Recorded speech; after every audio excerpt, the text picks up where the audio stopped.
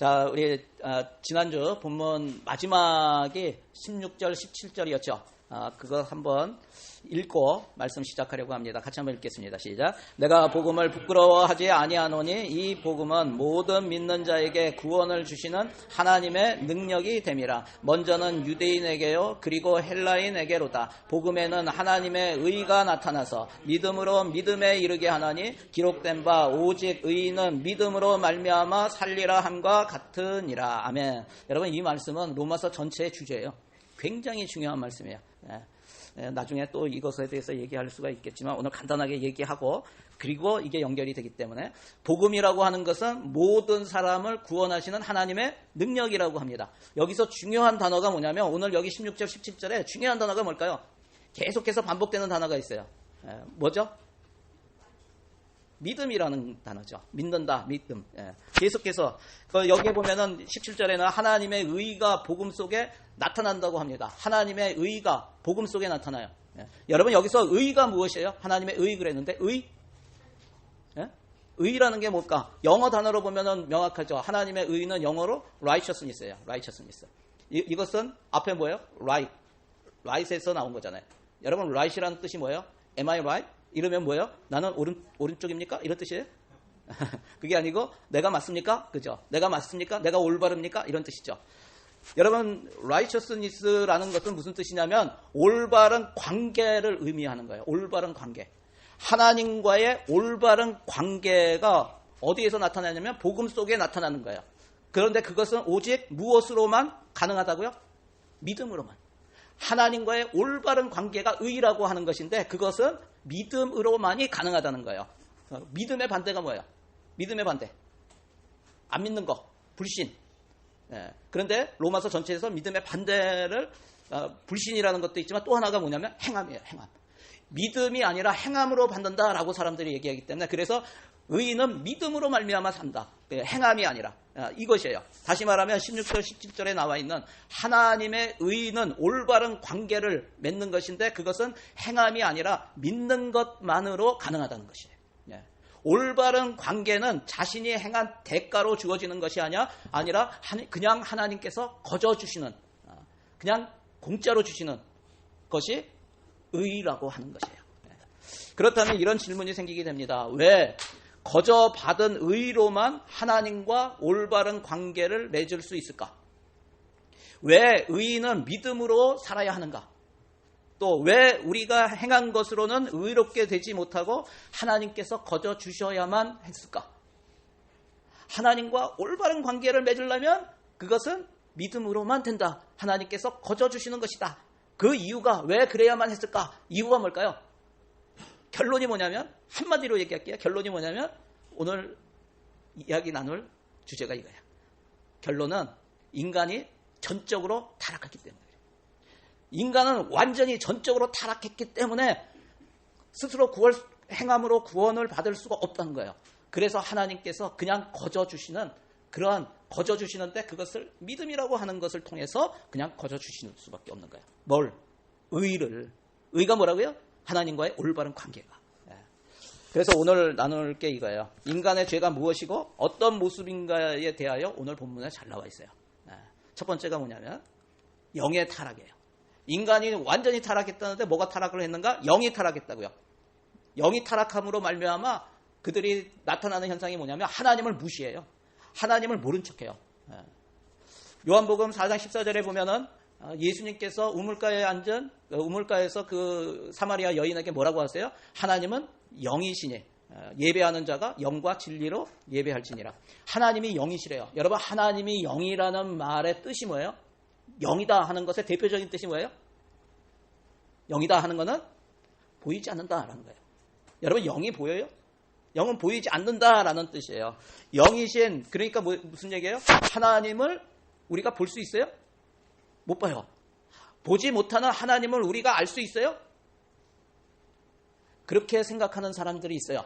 하나님은, 영은, 신은 우리가 볼 수도 없고 그렇기 때문에 알 수도 없다. 그래서 신에 대한 지식을 우리가 가질 수가 없다라고 하는 게 무슨 주의냐면 불가지론이라고 하는 말이에요. 여러분, 불가지론이라는 거 많이 들어봤죠? 불가지론이라는 것은 신에 대해서 우리가 지식이 없다는 거예요. 알 수가 없다는 거예요. 그런데 여러분 그렇지 않아요. 물론 우리가 자력으로 하나님을 알 수 있는 방법은 없어요. 영이신 하나님을 보이지 않기 때문에 알 수 없어요. 그런데 그 하나님, 영이신 하나님을 우리가 알 수 있는 유일한 방법이 있어요. 그게 뭔지 아세요? 그것은 영이신 하나님이 자신을 우리에게 드러내 주실 때, 우리에게 알려주시면 우리가 알 수 있는 거예요. 불가지론자들은 이것을 인정을 안 해요. 그러니까 어떻게 돼요? 무신론이 돼버리는 거예요. 예. 여러분 놀라운 것은 무엇이냐면 하나님께서는요, 우리가 하나님을 알기 원하신다는 사실이에요.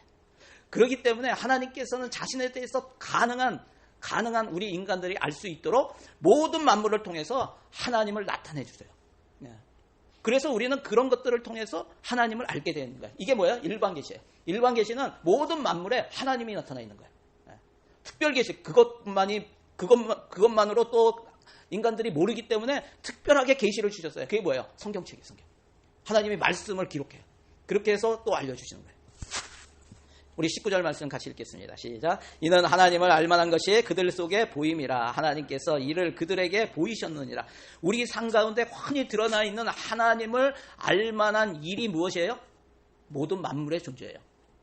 우리 주변에 이렇게 있는 것들이 다 하나님의 존재를 증명하고 있는 거예요. 나타내고 있는 거예요. 멋진 자연 풍경. 또 해가 뜨고 환하잖아요. 자연이 자라고 열매가 맺고 이런 것들 모든 것이, 우리가 밤하늘 보면서 반짝이는 별들, 은하수, 멋지다고 생각하잖아요. 그것을 통해서 굉장히 멋진 장면을 보면은 사람들이 어떻게 얘기해요? 여기 영어로 뭐라 그래요? 와, 굉장히 멋있다. 그러면 뭐라 그래요? 아, 여기 키위가 아니라서 모르는구나. 오 마이 갓 그러잖아. 오 마이 갓. 우리가 할 수 있는 놀라운 일, 우리가 할 수 없는 놀라운 일을 통해서 하나님의 살아계심을 우리로 알게 하신다는 거예요. 여러분 아름답게 핀 꽃을 보세요. 아주 예쁜 새들을 보세요. 우주를 보세요. 거기서 우리는 하나님의 놀라우신 능력을 찬양하게 되는 거예요. 20절 말씀 같이 읽겠습니다. 창세로부터 그의 보이지 아니하는 것들 곧 그의 영원하신 능력과 신성이 그가 만드신 만물에 분명히 보여 알려졌나니 그러므로 그들이 핑계하지 못할지니라. 하나님께서 6일 동안 모든 만물을 창조하셨어요. 그러면서 하신 말씀이 뭐예요? 보기에 좋았더라. 여러분 계속해서 보기에 좋았더라. 그래서 우리 인간들이 봐도요 굉장히 놀라운 거예요. 굉장히 멋있는 거예요. 어떻게 저런 게 일어날 수가 있을까? 어떻게 저런 것들이 만들어질 수가 있을까? 지난주에 수요일 밤인가 갑자기 아래층에서 저는 위층에서 이제 설교도 준비하고 이렇게 있었는데 밤에 갑자기 레베카가 아빠 그래요. 그럼 또 내가 딱 들으면 안다 그랬잖아요. 야 이거 또 벌레 나왔구나. 그래서 딱 내려갔죠.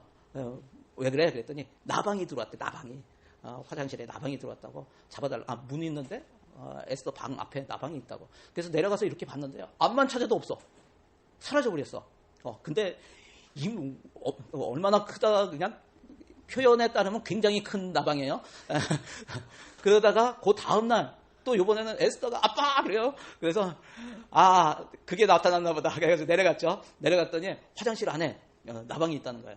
그래서 딱 들어가서 이렇게 둘러봤더니 문 위에 나방이 있어요. 아주 얇은 나방 봤어요? 근데 넓어. 좀 크게 보이죠. 얇고 넓은데 한 이 정도 되는 나방이에요. 근데 굉장히 얇고요. 굉장히 예쁘더라고. 결국 딸들을 위해서 제가 잡아줬어요. 네. 여러분 나방이 예뻐요? 우리는 나방을 보면서 굉장히 징그럽다 하는데 제가 사진을 한번 찾아봤어요. 지난주에 잡은 나방은요. 이건 꼭 비행기 같죠? 삼각형. 이거보다 좀 더 넓어요. 그리고 얇어. 밑으로 바닥에. 저희가 없는 것처럼. 이렇게 생겼는데 이거보다 더 예뻐요. 근데 여기 뭐예요? 더듬이도 있고 그죠? 굉장히 예쁘지 않아요? 신기하죠? 별로 예쁘지 않은가 봐. 어떻게 봐도 징그러워요? 이 나방은 어때요? 요 나방이 뭐였냐면 아까 그게 참나무 겨울가지 나방이고 지금 보여주는 이 나방이 왜 이래? 이거 내가 편집을 잘못했네. 이게 한 부분만 여기 날개 끝인데요. 아틀라스 나방이라고 해서 굉장히 예뻐요. 무늬가 굉장히 색깔마다 있어요. 제가 아쉽네. 이거를 어떻게 이렇게 됐을까? 근데 이 아틀라스 나방은요. 크기가 얼마나 하냐면요. 30cm예요. 나방 크기가 이만해요. 나방이. 갑자기 또 징그러운 생각이 들어요. 예. 정말 귀여운 나방들도 있어요. 이거 왜 그래? 쥐야. 예. 제가 나중에 저기 동영상에 새로 고쳐가지고 올려줄 테니까 보세요. 굉장히 귀여워요. 이거 누에 나방인데요. 굉장히 귀여워요. 마치 개 같아, 개. 강아지 같아요. 또 강아지 싫어하는 사람 있나? 굉장히 귀엽게 생겼어요. 인형 같아요. 여러분, 이런 것들이 어떻게 이게 만들어졌을까요? 굉장히 다양한 나방들이 있어요. 나방뿐만이 아니라. 제가 뭘 얘기하는지 아세요? 사람들이 이것을 우연히 이것들이 만들어졌다라고 얘기해요. 여러분, 이것이 우연히 만들어졌다고 생각할 수 있을까요? 여러분, 마찬가지로 날 수 있고 사람도 실어 나를 수 있는, 다 잘렸네. 비행기가 있어요. 비행기. 여러분, 이 비행기가 어떻게 만들어졌을까요? 그냥 철조각들이 저절로 막 시간이 지나면서 서로 막 붙어가지고 저기가 이렇게 형체가 이렇게 만들어지면서 고무도 막 달려와가지고 붙어가지고 타이어도 만들고, 그리고 안에 의자들도 막 저절로 생겨나. 그리고 계기판도 만들어지고, 그래가지고 결국은 날아갈 수 있고 거기에 사람도 실을 수 있고 뭐 이러한 비행기가 만들어졌어. 그게 그렇게 생각하죠, 여러분? 세계에서 이건 조금 덜 잘랐네. 세계에서 가장 큰 빌딩이에요. 이게 뭐예요? 부르즈 할리파라고 하는, 이게 두바이에 있는 세계에서 가장 높은 빌딩, 높이가 828m 되는 거예요. 이게 자연적으로 만들어졌어요? 그냥 시간이 지나면서 이게 서로 막 붙여져가지고 층수가 막 올라가고 하면서 만들어졌어요? 아니죠. 누군가가 설계하고 누군가가 만든 거예요. 이거 누가 만들었어요? 삼성물산에서 만들었어요. 여러분, 하나님을 무시하는 대표적인 것이 있다고 한다면 하나님이 없다고 하는 무신론과 또 모든 만물이 창조가 아니라 자연적으로 발생했다는 거예요. 뭐예요? 진화론이에요. 여러분, 진화론자들의, 여러분들 학교에서 진화론 배우죠? 저도 어렸을 때부터 진화론을 배웠어요. 진화론자들도요, 진화론이 말이 안 된다는 것을 잘 알고 있어요. 다 알고 있어요. 이건 말이 안 돼. 여러분, 확률적으로도 말이 안 되는 거예요. 여러분, 확률이 무엇이에요? 제가 설명하기 위해서 수학을 좀 알려드릴게요. 여러분, 10의 1승, 10의 2승, 10의 3승, 이것은 차이가 얼마나 될까요? 10의 1승, 10의 2승, 10의 3승은 몇 차이가 날까요? 이게 10 곱하기 2가 아니고 10 곱하기 3이 아니고 10 times 3가 아니고 10 to the power of 3예요. 3승이라고, 3승. 그러니까 2배, 3배가 아니라요. 10배, 100배, 1000배라고요. 여기 뭐야 지금. 10배, 맞죠? 100배, 1000배. 여러분 한번 볼까요? 이거 뭐야? 10의 1과 10의 2는 몇 배 차이일까요? 10의 1승과 10의 10승은 몇 배 차이일까요? 10배 차이가 아니죠, 당연히. 몇 배 차이예요? 10과 100억의 차이예요, 100억. 100억이 얼마냐면 영어로 10 빌리언이에요, 10 빌리언. 밀리언도 아니고 10 빌리언의 차이예요. 그러니까 10억 배의 차이예요. 10과 10의 10승은 10억 배의 차이라고. 동전을 던져서요. 여러분, 동전을 던져서 앞이 나올 확률이 몇이에요? 우리가 동전 한번 던지면 2분의 1이죠. 0.5예요. 두 번 던져서 나올 확률은 몇이에요? 0.5에 2승. 0.5 곱하기 0.5. 그럼 얼마예요? 계산해 보세요. 0.025예요. 동전을 100번 던져서요, 연달아 앞이 나올 확률이 몇 번 될까요? 몇이 될까요? 그걸 확률로 계산을 하면은 0.5에 100승이에요. 0.5에 100승. 이게 얼마인지 아세요? 0.5에 100승. 이게 확률로 따지면 이렇게 돼요. 1을 1.26 곱하기 10의 30승으로 된다고요. 이것이 얼마 정도인가? 여러분 잘 모르겠죠? 제가 쉽게, 쉽지는 않아요. 설명을 해드릴게요. 현재 세계 인구가 얼마나 돼요? 79억 정도 돼요. 100억이라고 치고 세계에 있는 모든 사람이 100억 명이 1초에 한 번씩 동전을 던져요. 그래서 몇 년을 던져야 겨우 이것이 이게 이루어질 수 있는 확률이 되냐면요. 100억 명이 1초에 한 번씩 동전을 던져서 4 트릴리온, 4조 년을 던져야 이게 되는 거예요. 그러니까 확률이, 이것이 일어날 확률이 있다 없다? 거의 없다. 거의가 아니고 없죠. 100억 명이 1조에 한 번씩 던지는데 4조 년을, 4 트릴리온을 1도 아니고 년을 던져야 된다고. 여러분, 수많은 무신론자들이 존경하는 불가지론 과학자가 있어요. 칼 세이건이라고 하는 굉장히 유명한 사람이죠. 이 사람이 뭐라고 했냐면, 단백질 하나가 우연히 새로 생길 확률이 얼마냐면 1을 10의 130승으로 나눈 것이라고요. 아까 뭐라 그랬어? 동전 그거 던지는 게 10의 30승이었어. 10의 30승. 근데 여기는 뭐예요? 10의 130승이라고. 단백질 하나가 우연히 생길 확률이. 여러분, 그리고 이 두 사람이 굉장히 유명한 사람이에요. 이 무신론자였던 사람들이에요. 프레드 호일이랑 챈드라 위크 라마싱에라고 하는 두 분이 이렇게 협력해서 같이 연구를 했어요. 그런데 이 사람들이 얘기한 게 뭐냐면, 생명이 우연히 발생할 확률, 이게 뭐예요? 지금 진화론자들이 얘기하는 거예요. 저도 학교 다닐 때 계속해서 배운 것이고, 생명이 우연히 발생할 확률이 1을 10의 4만 승으로 나눈 거야, 확률이라고. 여러분, 그러면서 이 사람들이 무신론을 버리고 신을 믿게 되었어요. 여러분, 과학자들은 다 알아요. 저도 과학자예요. 저도 전공이 바이오 케미스트리, 생화학을 전공했어요. 들어가자마자 창조에 대해서는 배우지도 않아요. 진화만 배워요. 진화만. 그렇게 배웠는데, 여러분, 과학자들, 정말 똑똑한 과학자들은 다 알아요. 저는 과학을 그렇게, 생화학을 전공하고 또 케미스트로 직장에서 일하면서도 한 번도 이런 거에 대해서 의심을 가져본 적이 없어요. 왜? 그냥 배웠기 때문에, 그런 거구나. 그냥 그렇게 자연적으로 발생할 수 있는 거구나. 그리고 창조를 원래 믿지도 않았고. 그랬기 때문에 아무도 그런 거에 대해서 생각할 수가 없었어요. 여러분, 이 세상에 어떤 것도 우연히 저절로 만들어질 수가 없어요. 만들어질 수가 없어요. 누군가가 의도적으로 목적을 가지고 만들어야만 가능하다는 거예요. 여러분, 완전히 불가능한 것이에요. 이것은 진화론을 믿는 과학자들도 인정하는 거예요. 근데 우리들만 몰라. 지네들이 만든 거 자기의 명성 때문에 그것을 부술 수가 없는 거예요. 그냥 가지고 가는 거예요. 여러분, 진화에 대한 증거가 없다고 솔직하게 인정하면서도 다른 대안이 없기 때문에 진화론을 믿는다고 얘기하는 거예요. 그 대표적인 인물이 누구냐면요, 조지 월드라는 사람이에요. 조지 월드. 이 사람은 노벨상을 받은 사람, 생리의학 분야에서 노벨상 수상자예요. 그런데 이 사람이 뭐라고 했냐면요, 여러분 잘 들어보세요. 여기 제가 얘기하는 거에 중간만 여기 적어놨어요. 생명의 기원에 대해 언급할 때 우리에게는 단 2개의 가능성만이 있다.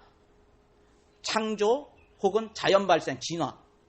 이 외에 또 다른 가능성은 있을 수가 없다. 자연 발생은 이미 100년 전에 가능성이 없는 것으로 판정이 났으므로 초자연적 창조라는 단 하나의 결론만이 남는다. 그러나 우리는 개인적인 이유, 특히 철학적인 이유 때문에 그것을 받아들일 수 없다. 왜냐하면 신을 인정하기 싫기 때문에. 그러므로 우리는 불가능한 것을 믿기 원하며 그것은 바로 생명이 우연히 발생했다는 것이다. 지금 이렇게 얘기하고 있는 거예요. 일어날 수 없는 것을 그냥 신을 인정하기 싫기 때문에 받아들일 수밖에 없다고 얘기하는 거예요. 여러분, 사람들은 근본적으로 하나님을 의식하게 되어 있어요. 신은 죽었다라고 얘기하는 프리드리 니체도 신은 존재하지 않는다고 주장하는 무신론자들도 다 이미 신을 의식하고 있는 거예요. 그냥 저절로 신을 의식하게 되어 있어요. 그래서 사실 무신론자는 없는 거예요. 불신자만 있는 거예요. 마치 아버지가 없다고 말하는 자식만 있는 거예요. 여러분, 아버지가 없이 어떻게 태어나요? 근데 인정하기 싫은 거예요. 아버지로 인정하기 싫은 거예요. 아버지가 없는 사람이 어디 있겠어요? 신이 없다고 부정하는 사람도 하나님을 이미 의식하고 있지만 다만 죄로 인한 영적인 타락이 하나님을 인정하지 않으려고 하는 거예요. 하나님을 무시하려고 하는 거예요.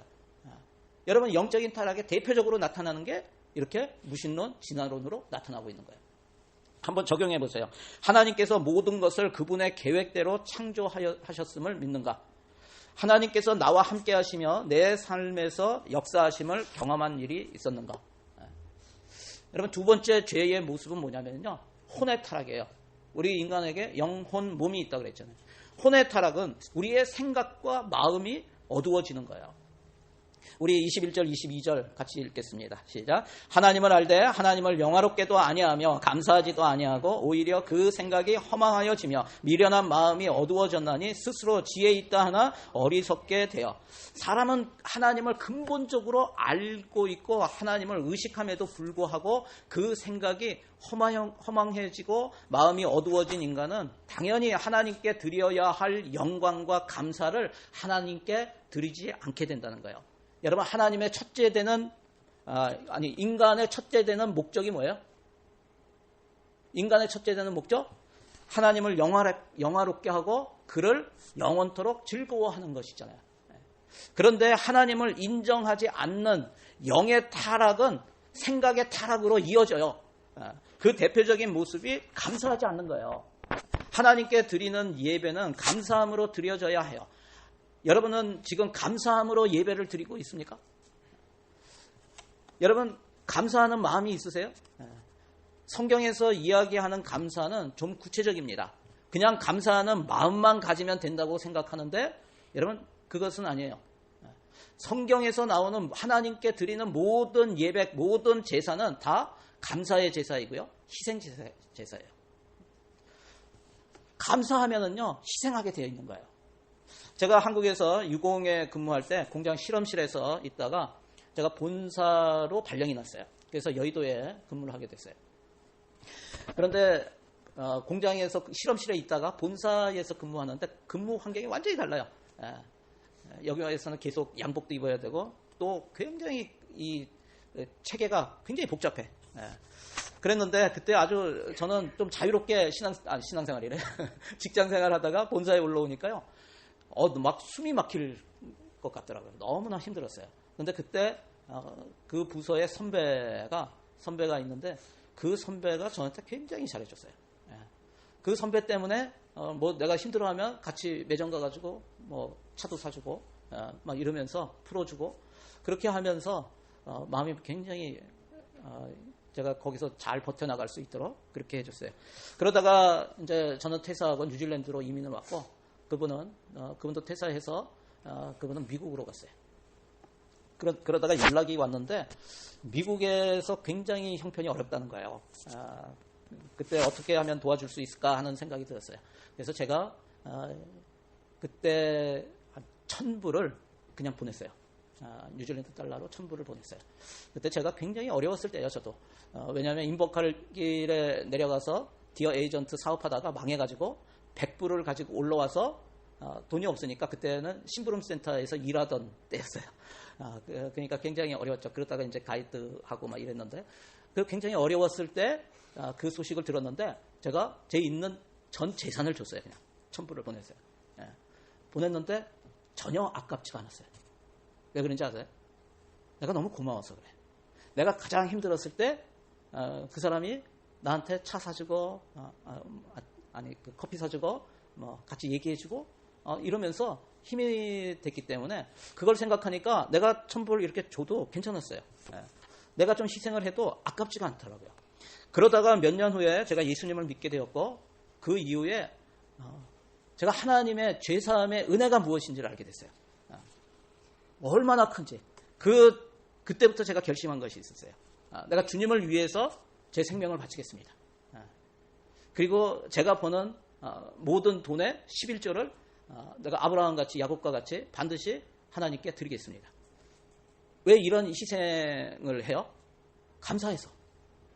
내가 죽은 가운데 내가 결국 멸망할 수밖에 없는 존재였는데 내 죄를 사해 주시고 죽음으로부터 나를 자유케 해주신 그 죄사함의 은혜가 너무나 크니까 제가 감사해서 그런 서약을 하고 그렇게 지금까지 내가 그런 마음으로 살고 있어요.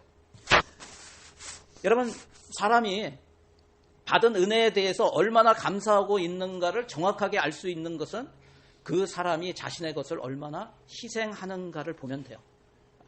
감사하는 것만큼 희생할 수 있게 되어 있어요. 주님께 예배하며 헌금을 드린다는 것은 그 사람 입장에서 보면은 돈을 희생하는 거예요. 돈을 희생하는 것은 그 돈보다 주님께로부터 받은 은혜가 더 크기 때문에 내가 희생할 수 있는 거예요. 반대로 주님께로부터 받은 죄사함의 은혜가 내가 돈보다 크지 못하면 드릴 수가 없는 거예요. 주님을 위해서 생명을 드릴 수 있는 것은 주님께로 받은 죄사함의 은혜가 내 생명보다 크기 때문에 가능한 거예요. 그래서 순교하는 거 아니에요? 순교. 여러분, 자신의 믿음이 어느 정도인가를 알려면 자신이 얼마나 감사하는가를 보면 돼요. 그런데 자신이 얼마나 감사하는가를 알려면 자신이 얼마나 희생하는가를 보면 알 수가 있어요. 그런데 제가 안타깝게 생각하는 것은 사람들에게서 희생이 줄어들고 있는 거예요. 그것은 별로 감사하지 않는다는 말이고 감사를 느끼지 못한다는 말이고 정말 마음에서 우러나오는 신앙이 아니라 이제는 점점 형식적인 신앙생활로 사람들이 빠져가고 있다는 것을 얘기해요. 형식적인 신앙생활. 여러분 한번 우리 자신을 한번 돌아봤으면 좋겠어요. 하나님께 드리는 것이 아깝다고 생각될 때가 있었습니까? 왜 그런 생각이 들었습니까? 생각과 마음이 어두워지고 허망해지면 결국 마음의 욕망과 정욕에 따라 몸도 타락하게 돼요. 여러분, 이것이 세 번째 타락입니다.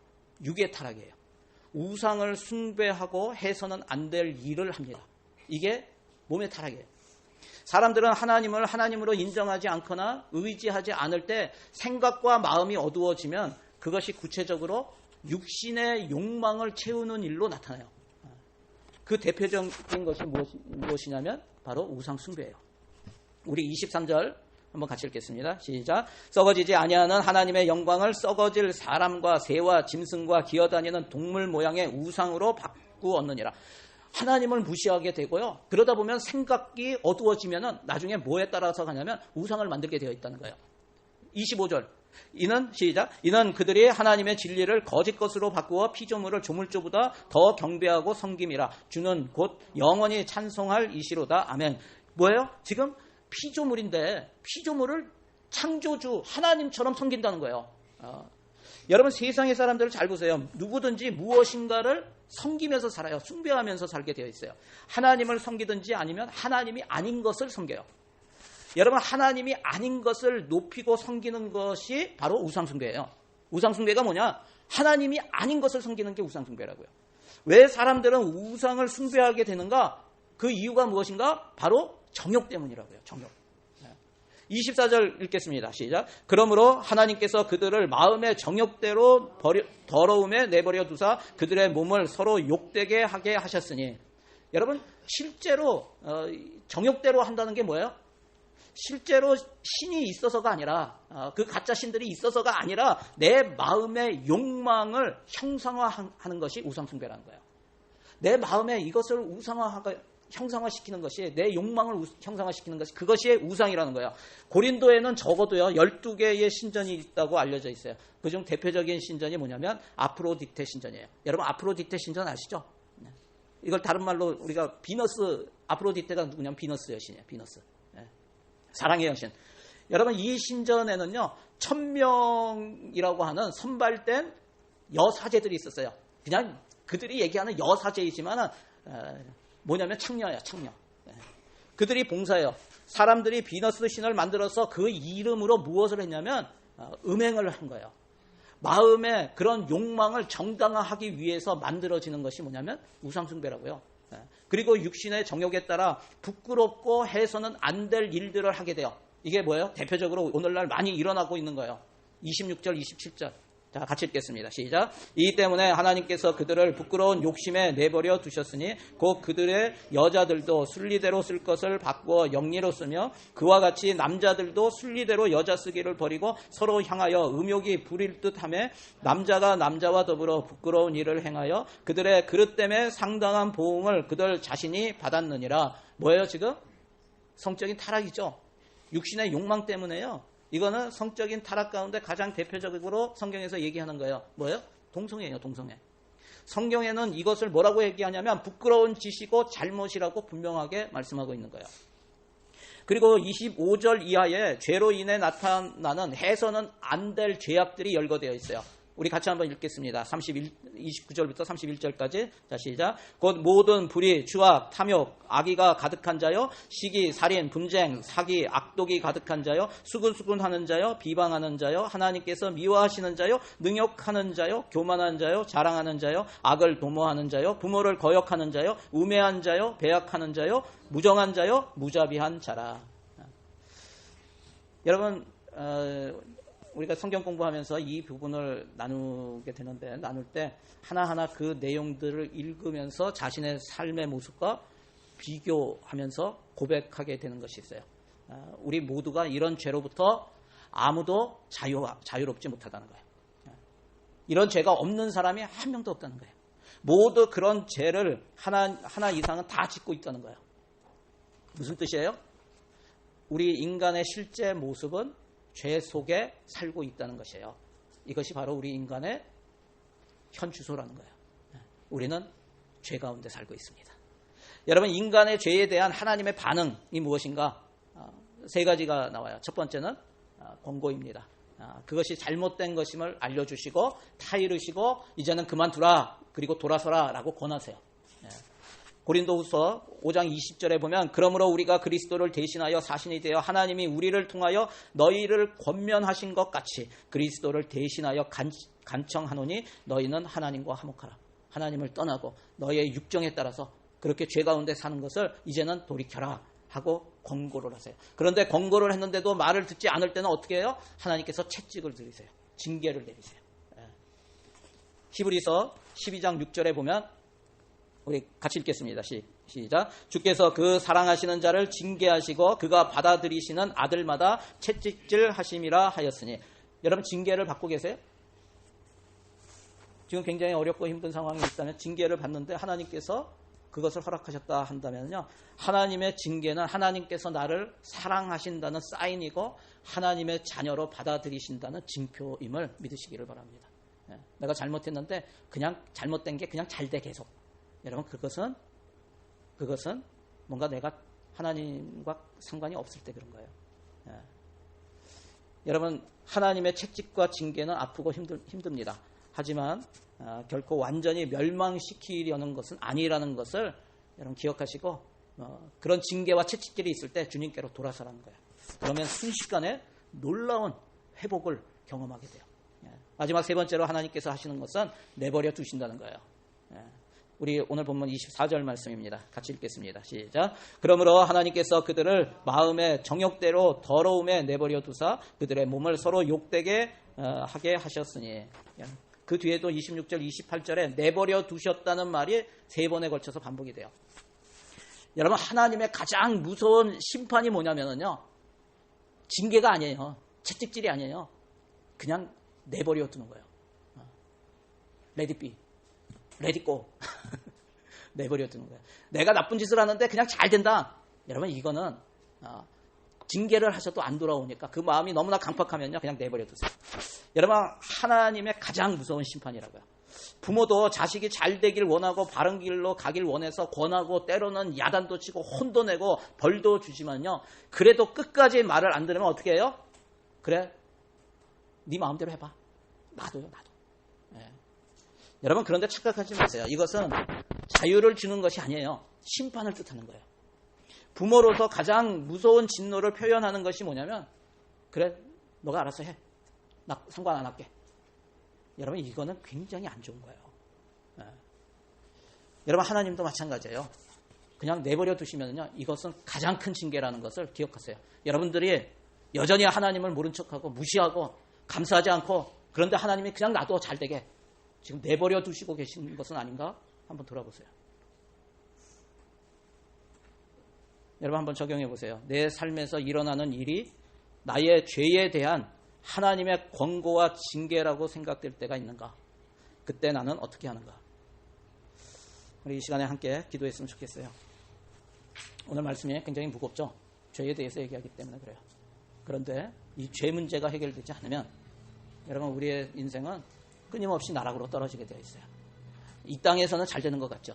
그런데 여러분의 영혼이 계속 지옥으로 끌려가고 있다는 거예요.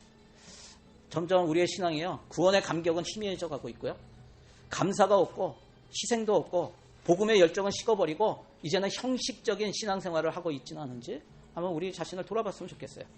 그러면서 우리 마음 가운데 좀 이 시간에는 좀 회개하며 나갔으면 좋겠어요. 그냥 편한 신앙생활, 그냥 내 몸이 편하고 갈등 가운데 있지 않고 그냥 편하게 신앙생활 하는 거, 이것을 추구했다면 여러분 이 시간에 회개하며 좀 주님 앞에 고백했으면 좋겠어요. 그리고 주님 만난 그 감격, 구원의 감격, 이것을 회복해 해달라고 여러분 기도했으면 좋겠어요.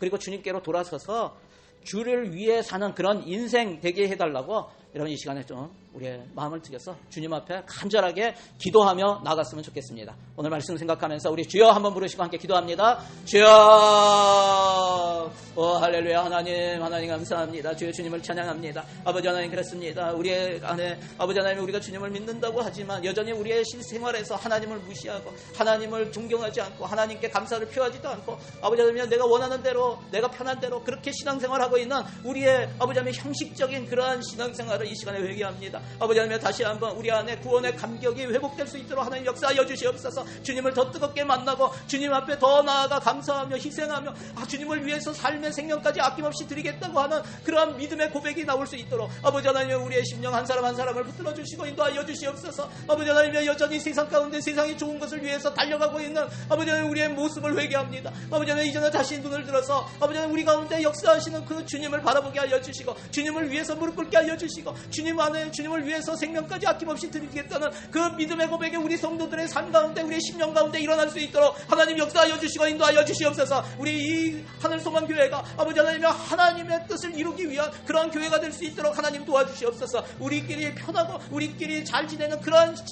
교회가 아니라 한 영혼을 향해 나아가며 한 영혼을 주님께로 인도하는 그러한 교회 될 수 있도록 하나님 붙들어 주시고 인도하여 주시옵소서. 아버지 하나님, 고난 가운데도 아버지 하나님 징계하시는 그 주님 바라보며 우리의 마음을 주님께로 돌아서는 그러한 우리의 성도들 다 될 수 있도록 하나님 도와주시옵소서. 하나님의 내버려두면 지경까지 나가지 않도록 아버지 하나님, 이 시간 다시 한번 돌아서기를 원합니다. 주님, 우리를 붙들어 주시고 우리 가운데 아버지 하나님이여 회개의 영을 허락하여 주셔서 회개하며 주님께로 돌아와서 아버지 하나님의 영이 새롭게 되는 은혜를 허락하여 주시옵소서. 그래서 주님께만 소망을 두고 주님만을 섬기며 주님께 아버지 하나님이여 우리의 삶을 의탁하는 그러한 우리 성도들 되게 하여 주시옵소서. 주님을 찬양합니다. 하나님 인도하여 주시옵소서.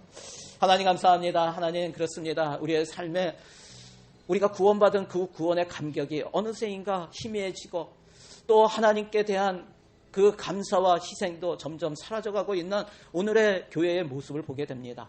그것이 나의 모습은 아닌지 한번 되돌아보며 이 시간에 회개하며 다시 한번 주님께 구합니다. 주님, 주님의 그 은혜를 깨닫고 알 수 있는 하나님 그러한 축복을 허락하여 주시옵소서. 다시 한번 나의 그 안일한 신앙생활을 회개할 수 있도록 회개의 영을 우리 가운데 부어 주시옵소서. 그래서 다시 한번 마음을 새롭게 함으로 변화를 받아서 하나님의 온전하고 하나님의 기뻐하시고 하나님이 이끄시는 선하신 길이 무엇인가를 알고 깨닫고 거기에 헌신하는 우리 성도들이 되게 하여 주시옵소서. 이 하늘소망교회가 그러한 교회 되기를 원합니다. 날마다 변화되는 교회 되기 원합니다. 날마다 주님을 위해서 감사하며 헌신하며 또 한 영혼을 주님께로 인도하는 생명을 살리는 그런 교회 되기를 원합니다. 하나님, 이 교회를 그렇게 사용해 주시옵소서. 이 교회에 속한 모든 지체들을 하나님께서 붙들어 주시고 깨워 주시고 다시 한번 일어나서 주님의 영광을 위해서 살아가는 믿음의 사람으로 하나님께서 세워 주시옵소서. 그렇게 하실 주님을 찬양합니다. 감사드리며 예수님의 이름으로 기도드리옵나이다. 아멘.